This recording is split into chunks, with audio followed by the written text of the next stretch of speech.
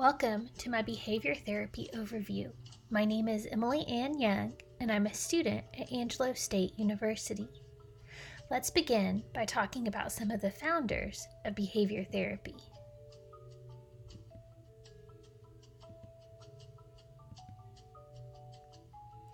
The first gentleman I want to discuss is Watson.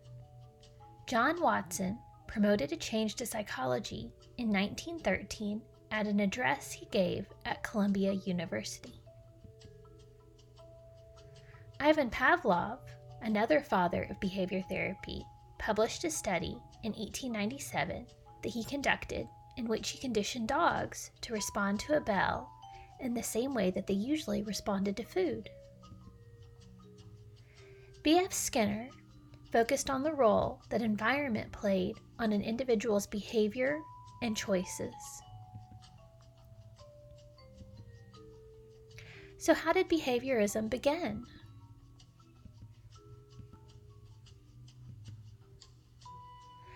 It began as a deep experiment that utilized the scientific method. In 1913, Watson wrote an article in which he delineated the methods of analyzing behavior. Behaviorism is an overtly objective tool of analysis that looks only at reactions between variables and relationships between variables. John Watson famously said, "Men are built, not born. Give me the baby, and I'll make it climb and use its hands in constructing buildings of stone or wood. I'll make it a thief, a gunman, or a dope fiend. The possibilities of shaping in any direction are almost endless." The major tenets of behaviorism, the first of which is all behavior is learned from an individual's environment. Psychology should be viewed as a true science due to its objectivity. Behaviorism is not about thinking or emotion. Instead, behaviorists are only concerned with observable behavior. All animals, including humans, learn in similar ways. Behavior is always a response to a stimulus. There are two major techniques involved in behavior therapy. The first of which is classical conditioning, and the second is operant conditioning.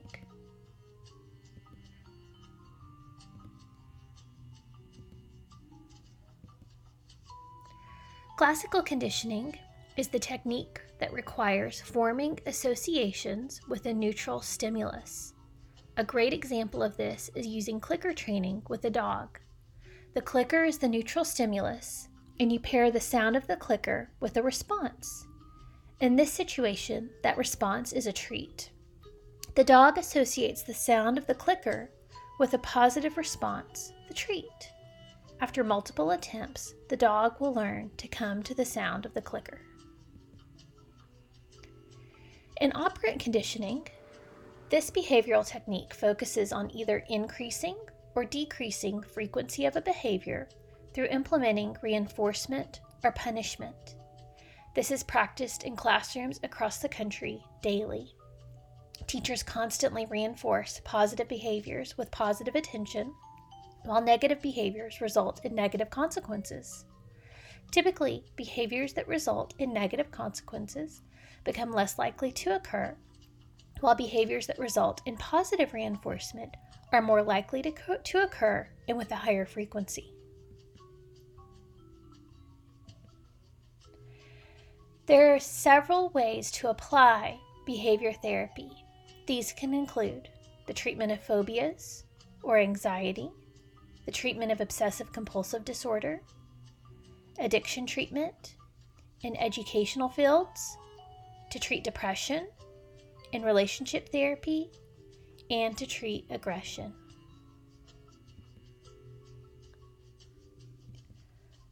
Finally, the references that I used in APA format.